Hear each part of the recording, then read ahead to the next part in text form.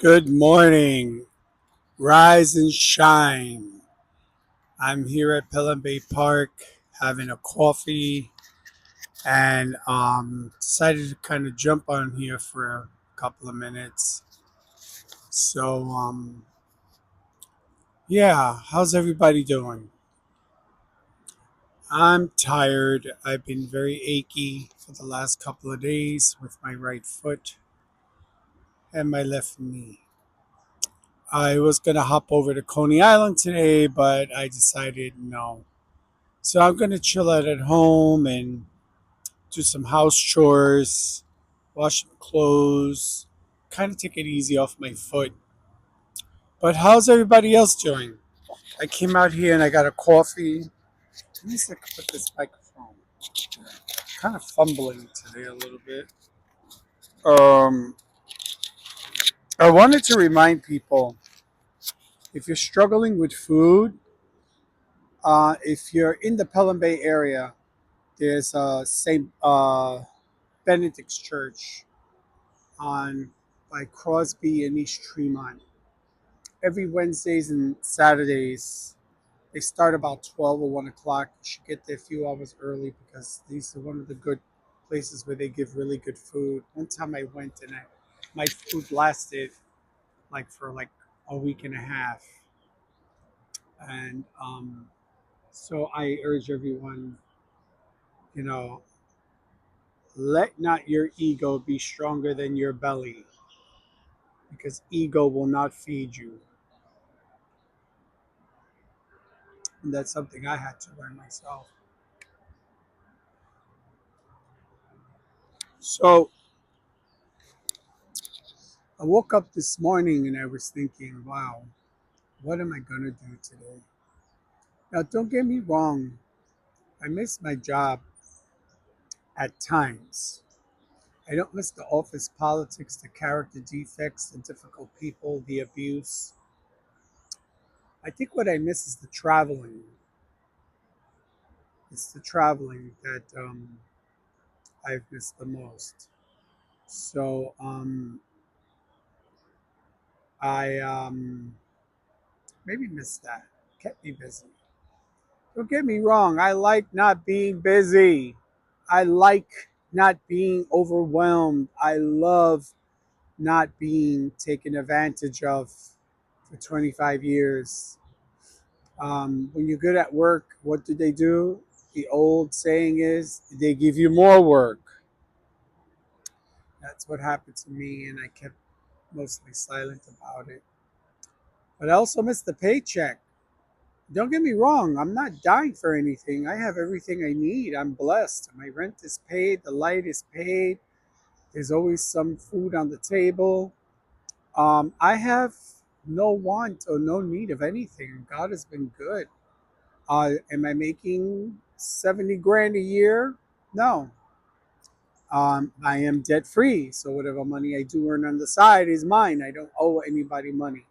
Except the tax guy, I owe him $96. You think about that. Um, so it's still the learning curve on accepting the fact that work shouldn't be the only solution to boredom.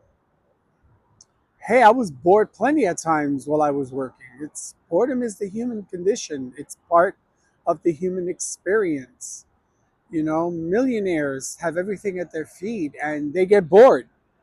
Maybe that's why so many of them get into trouble. That's another topic. Um, I'm okay with not working. I really am. I love being at home. I love my silent time. Does it get a little redundant? Work was redundant. Washing clothes is redundant. Shopping for food, which I'm going to do in a minute, is redundant.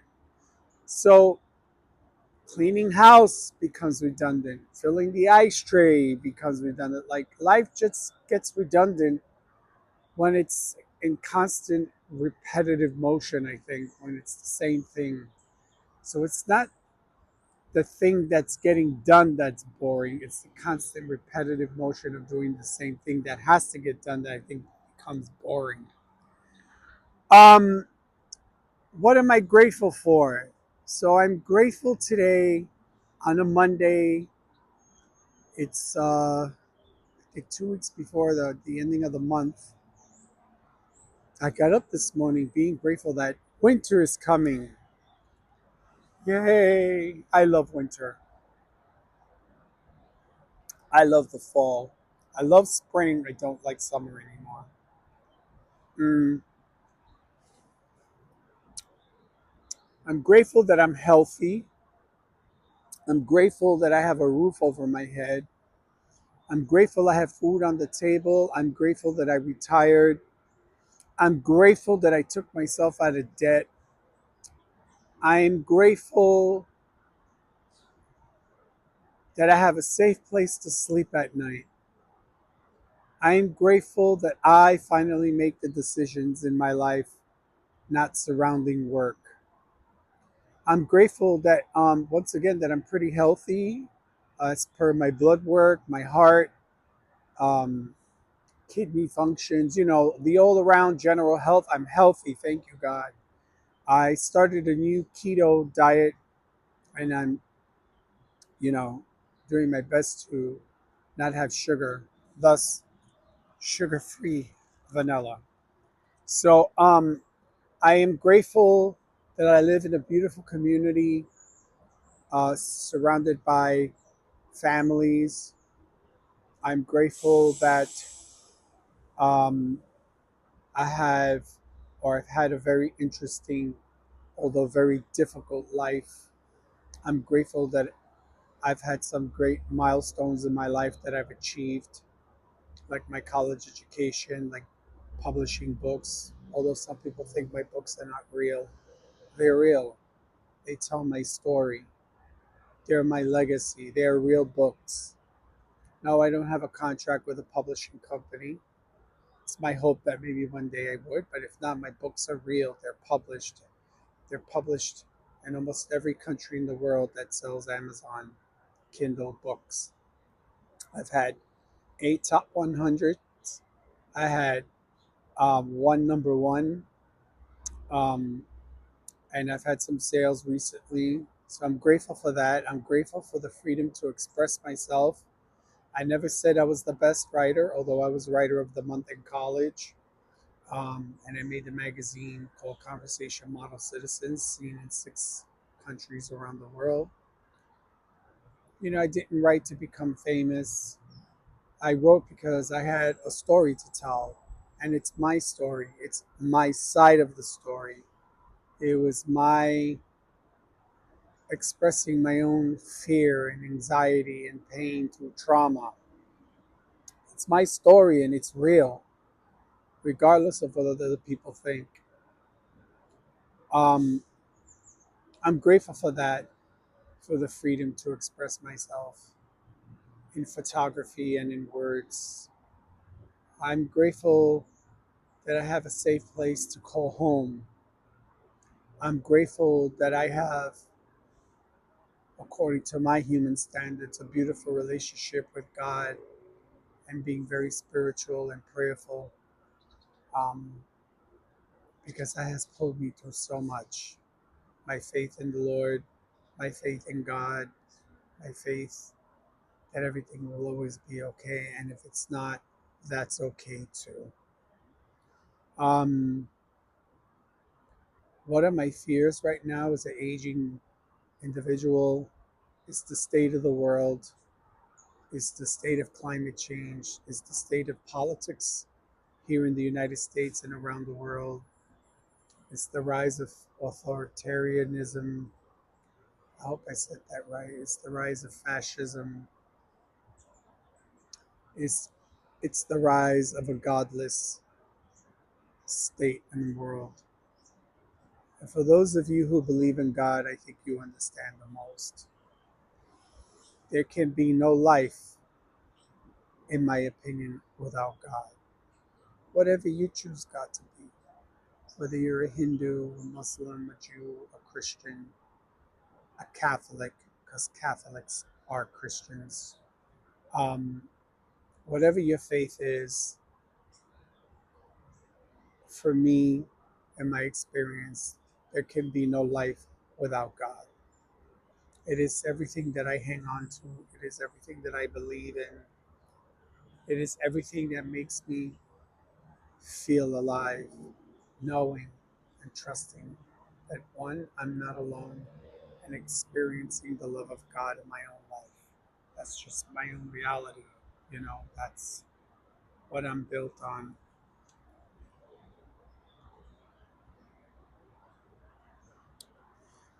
I hope all of you are doing well. Today's a beautiful day. The sky seems clear. I'm in Pelham Bay Park. I'll kind of turn the cameras around there. People walking their dogs, going for their early morning run.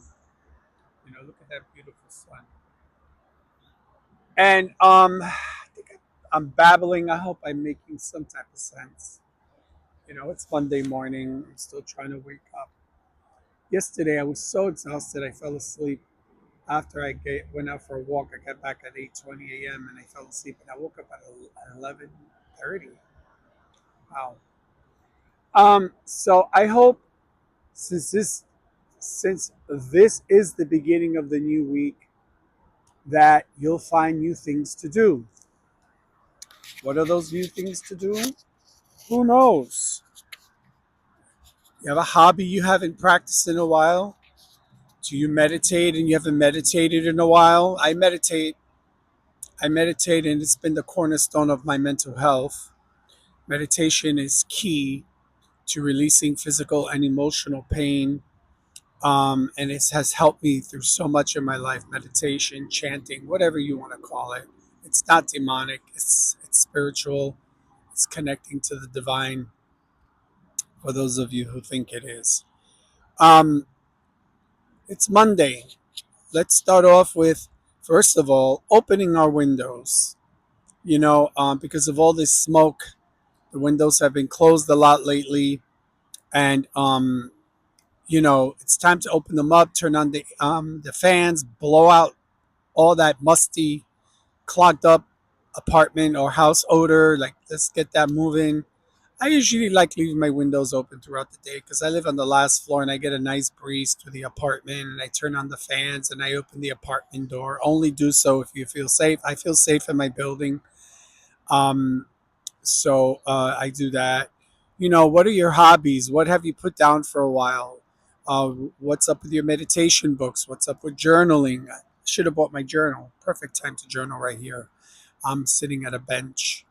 So yeah, it's a new week. We're approaching August, considered one of the hottest months of the year. But as you know, and if you live in New York, we get summer way well, well into November. We get these warm days well into November, and I'm craving for the cold weather to come. And meanwhile, we're like 70s, 80s, all the way sometimes to late October, early November. It's crazy. It's insanity. If you grew up in New York, weather was weather. It was spring, winter, summer, fall, and you knew the change. You knew it. It's not like that anymore. It's sort of like warm goes into cold, cold goes right into warm. It's no more breakdown in the weather. So what are you going to do today? Are you going to uh, complete some chores in your house? I know I'm going to complete some chores in my house. I like to get some things done. Actually, I'm going to go to the supermarket and pick up some caffeine and some possibly smoked turkey, maybe. I don't know. But yeah, just get up, get moving, get out there. Yesterday, if you ever watch a program, it's on YouTube, it's free. The channel is called Yes Theory. So yesterday, it's a group of guys.